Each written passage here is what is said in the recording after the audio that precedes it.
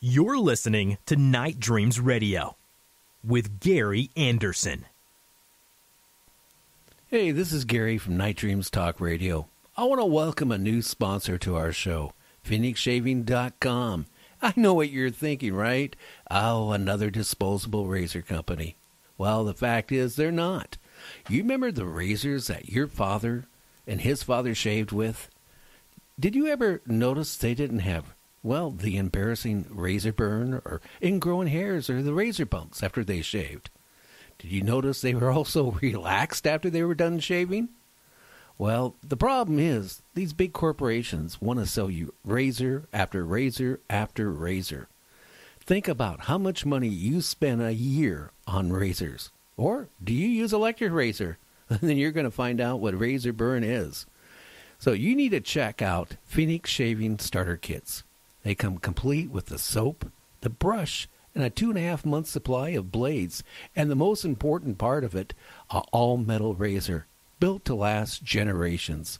So, hey, you can donate it to one of your sons when they turn 18. Check out PhoenixShaving.com and tell them that Gary from Night Dream said, hey, I want one. That's PhoenixShaving.com now. Check out Night Dream's website at www.nightdreamstalkradio.com. You're listening to Night Dreams Radio with Gary Anderson. Hey, that is me. Tonight we're going to be talking to Tobe Johnson. We're going to be talking about Bigfoot. Trying to get proof and stuff like that on Bigfoot. If you see Bigfoot prints in the ground, what would you do? Hey, Tobe, are you there? I'm here, Gary. Well, how you doing tonight? Good. Thanks for asking. Well, why don't you tell the listeners what you've been doing and how long you've been doing it and what got you into it?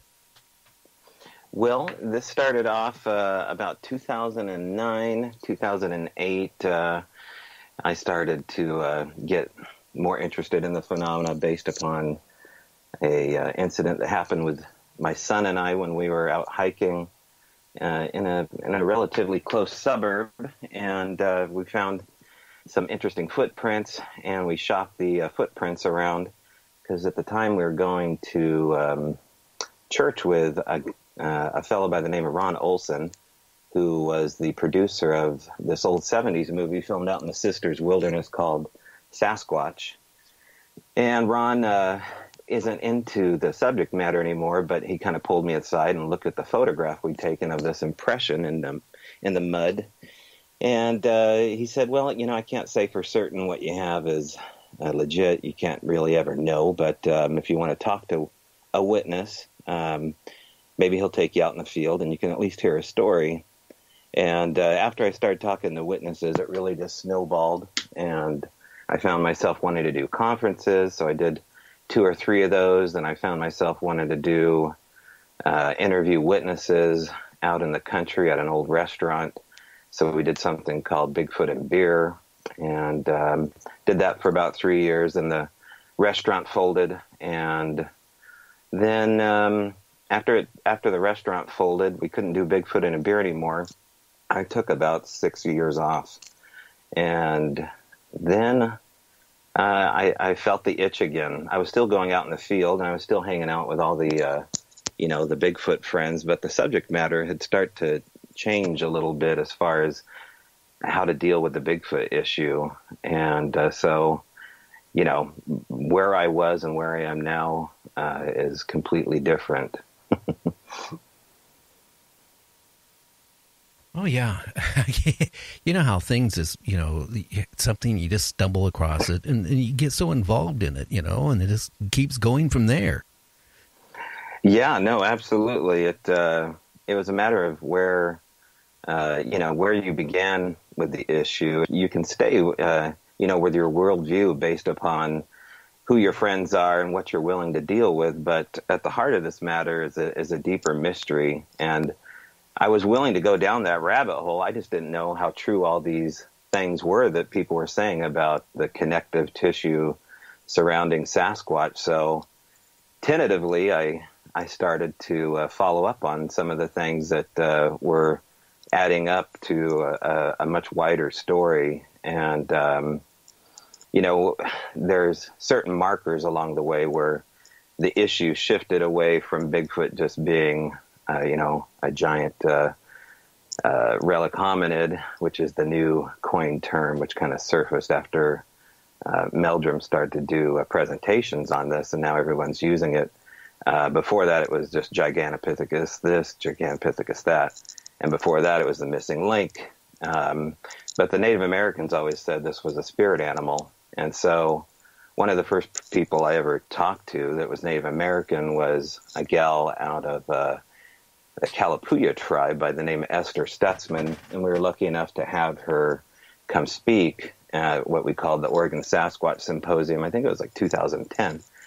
And she didn't make she didn't have a PowerPoint, or she wasn't all polished. She is best known for going to universities and school districts relating the Kalapuya oral tradition from the Willamette Valley. And so she spoke to her family, she spoke to some of the elders in the tribe, and decided she could talk about what she calls Chichu Chippy. And that was the Native American term from the Kalapuya tribe that they used to describe Sasquatch.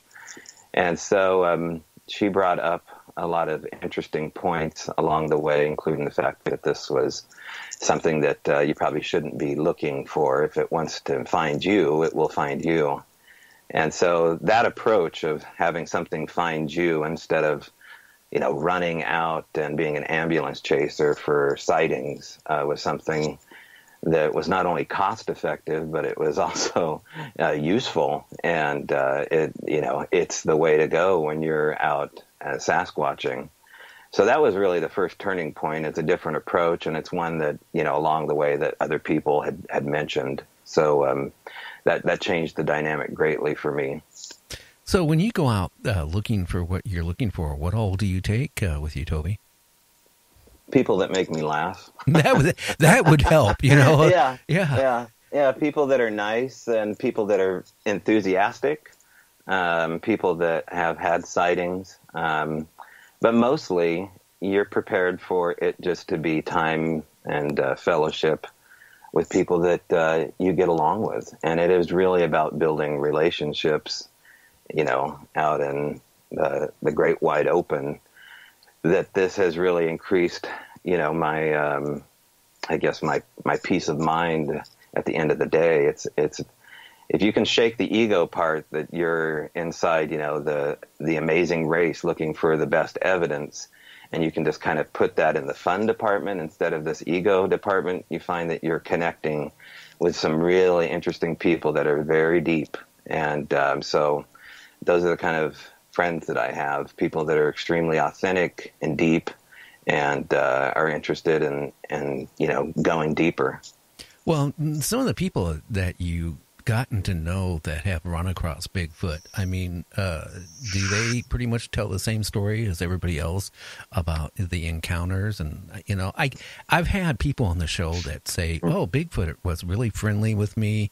And then I get some people say, well, the Bigfoots threw rocks at me. And then I have had a couple people, say the same thing, that they were actually shown to be a little bit aggressive.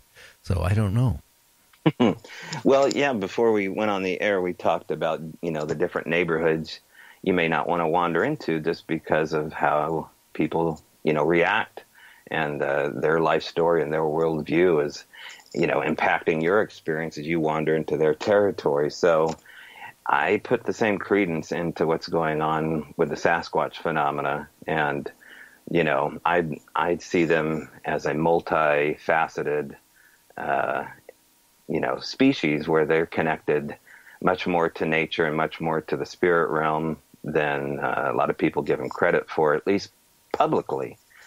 Privately, the friends I hang out with, the witnesses I talk to, maybe after some coaxing, maybe after, a couple glasses of wine around a campfire, after they loosen up, then you find that this is a very interesting, deeper, supernatural issue. And that's uncomfortable for a lot of people. I'm at the point now where it's just second nature. And everybody knows my point of view at this point. So that's why I started this Strange-brau in Cottage Grove, Oregon, which is basically a different iteration of what we had back in 2010, Bigfoot and beer. And but now I've widened the conversation up to all sorts of subjects, including, werewolves and little people and, UFOs. So it goes in all those directions because these are the kind of things that the witnesses will talk about. Well, a lot of people I've talked to, even about Bigfoot, they always kind of, not all of them, but a certain percentage of them will talk about that they saw a UFO sighting or heard something about the same time they had an encounter with a Bigfoot. They absolutely will.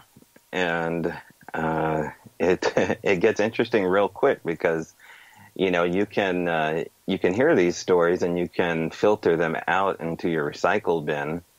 And at that point, you'll never know that, all these witnesses are telling these so-called experts or researchers in the field all these amazing supernatural stories. But, any public Sasquatch group has these amazing stories that are much more abundant than just having a sighting. Finding a track and having rocks thrown at you is greatly outdone by the lights in the woods.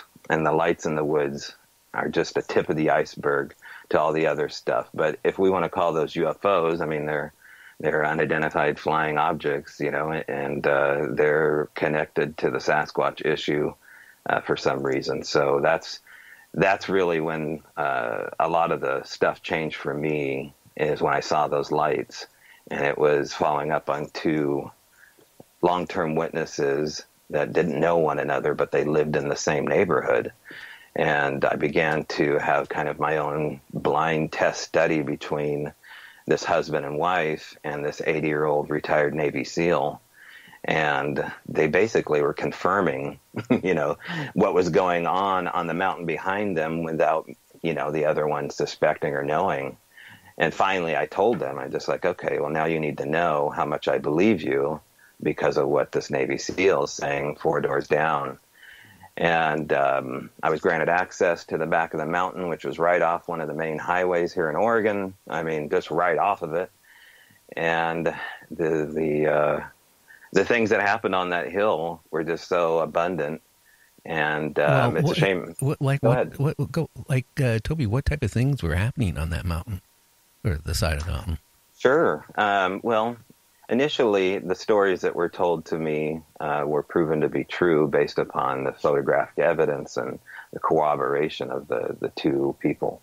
But when I started seeing it for my own eyes, when you see, disappearing tracks in the snow on a photograph, then you just kind of have to take the witness's word that, the tracks went out down the mountain in front of their house and then they disappear for no reason out in the middle of a field. Well, that's one thing. But when you're walking in the back of the trail that they've given you access to on private property and you have something run up behind you at full speed at 12 o'clock noon on a summer day and just coming to scare the hell out of you, I guess, probably the best way to put what these footsteps sounded like. Then you think, okay, now those disappearing tracks in the snow, they come to mind. I remember turning around specifically after hearing these giant feet come running up behind me and then stop 12 inches or 6 inches at my back and turning around, thinking I would find one of these property owners. And there was absolutely nothing there. It happened to be right near this giant X structure that was off of this old skid that was grown over. And so after that happened, I had to at least